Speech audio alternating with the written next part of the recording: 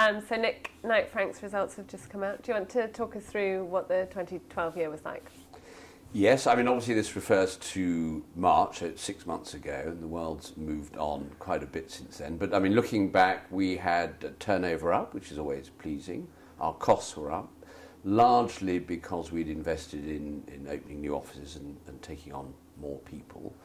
But overall, I think we're pretty pleased, not complacent, but pretty pleased. And particularly, I think overseas is starting to really now remit some profits back to the UK. So all in all, I think we're pleased, yes. And in the UK, what's the 2013 year looking like? You've obviously had some big projects, some big wins, Battersea and the Shard. Do you want to talk us through those? Yes, well, again, it's turbulent times, isn't it? So one has to be a bit cautious about what's happening. But in the first 6 months of this new year, where turnover is up, and I think it would be a brave person who predicted the next 6 months, but subject to no crises in the Eurozone or what have you, I think we're looking realistically at about the same as the last year in terms of profit. Okay, and let's talk about targets for Knight Frank UK in this the coming year, your final year as a senior partner. Is there any targets that you want to reach sort of personally with the company?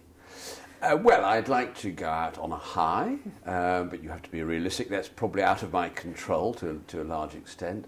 And I suppose, like most people going, you want to feel you've left it in better shape than you found it, with all due respect to my predecessor.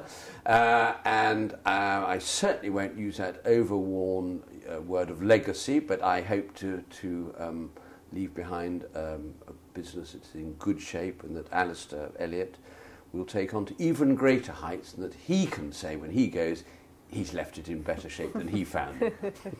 And do you think Alistair will, you've reiterated again in the results, make sure that the company stays independent?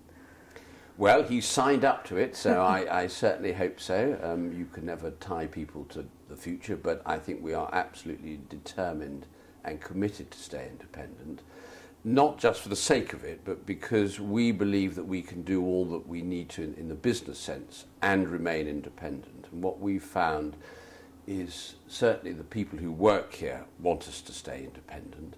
They don't want to be owned by another outside shareholder. And our clients increasingly see us as a different type of business from the behemoths around the world. And I think for them, we're viewed as an attractive alternative to the others. So I think from all points of view, we want to stay independent.